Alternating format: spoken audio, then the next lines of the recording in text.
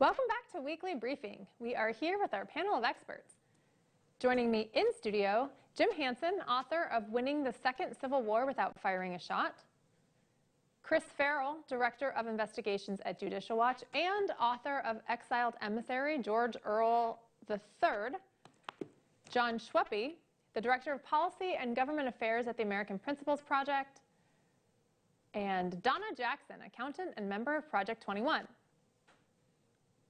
The Biden administration continues to push the dangers of the Delta variant of COVID, positioning themselves to reinitiate mandates on the public, despite the fact that the Trafalgar Group found that 63% of Americans say the government should take no action as it relates to the Delta variant. White House Press Secretary Jen Psaki had this to say. We have said since the beginning of June that the Delta variant, a rising variant that had increasing, was clear from the beginning, had a great deal of transmissibility, was a threat to people who were unvaccinated. We did more than 100 interviews with officials conveying exactly that. And the reality is we are dealing with a much different strain of this virus than we were even earlier in the spring. Donna, do you think they're positioning themselves to shut us down again, and should they? Yes, they're positioning themselves to shut us down, but they shouldn't. You know, they said that we were supposed to have herd immunity after 70%. 50% of the population has already been vaccinated. Another 25% of those unvaccinated has had the virus, and they already have the antibody. So 75% of the population right now has reached herd immunity. But Joe Biden has no accomplishments, none that he can speak of. And so he needs to make sure he creates more fear and more manipulation on the American population so that people are too afraid to go out. But you know what? This is ridiculous. They're just trying to micromanage and control people's lives. Right. John, what do you make of Biden's efforts to potentially shut it down again? Well, I'd encourage all your viewers to go on Google and look up cases and hospitalizations and deaths, because it's actually shockingly low. We're talking about lower than April 2020. So, you know, it's not really clear what they're trying to accomplish here. You know, the economy is still struggling to come back. We're dealing with inflation. All of these things are going to be exacerbated if we go into lockdown again. So not clear. And frankly, I don't think the American people, as you saw from that poll, are really buying it. You know what, though? They're letting migrants illegal immigrants over the border who have actually high cases of COVID, and nobody's saying zilch. So that's really funny that they want to mass Americans, but let illegal immigrants that are infected into our communities. Yeah, an interesting position. Jim, I would think that if they really were concerned about the Delta variant, that they would close the border, no? Well, yeah, that's what anyone with common sense would do. This isn't about common sense. It's not about COVID. It's about control. And they're going to go ahead and use this to maintain their control, because in the end, it's a statist versus individual argument. They're the statists. Some of us, myself included, are individualists. And I'm not going to play. I'm not going to patronize businesses that force me to wear a mask. Just not going to do it. And I'm vaccinated. So forget it. All right. Democrats and rhinos are determined to make January 6th a witch hunt. While they refuse to allow patriotic Republicans on the committee, Liz Cheney wants you to believe it's nonpartisan. Meanwhile, this video, taken on January 6th and posted by Ryan A. Fournier and sent to me by Etherton Hardwoods, is making the rounds on social media.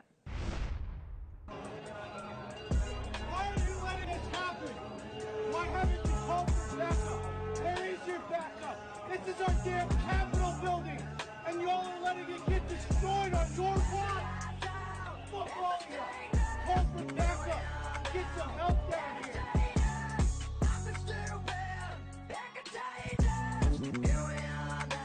Why are you letting this happen? Why haven't you called for backup?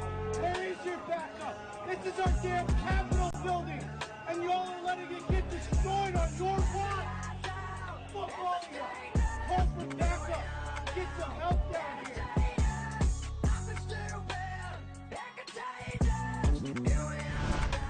Chris, that's a very different narrative than what we're hearing in the hearings and what Congress wants you to believe. It certainly is, and it goes along with other video that's out there of Capitol Police opening up the gates and allowing people to approach the building. Another apparent contradiction to the narrative that's being spewed.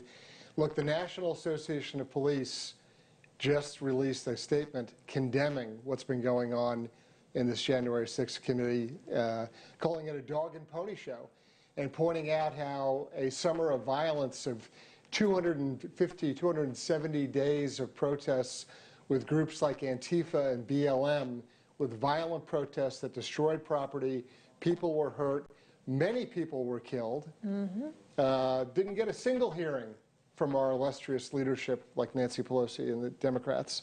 So how do you have, granted, whatever happened on January 6th was bad. I'm not an apologist for breaking into the Capitol. Don't get me wrong. If they broke in, they were actually let in. The cops opened the door and said, come on in. And in some cases, they broke through stuff. So there's conflicting stories. I get it. It deserves to be examined.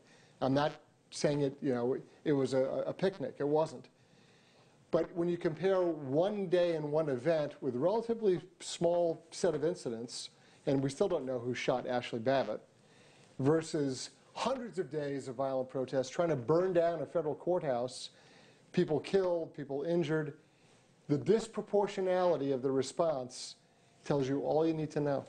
Jim, what do you make of this narrative or changing the narrative when clearly what we can see is the Trump supporters were trying to make peace and trying to get the cops to step in and do their job, and they didn't?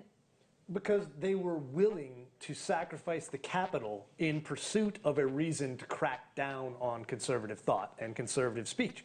This was a giant rally to petition the government for redress of grievances, and in 99.99% of the cases, the people there peaceably.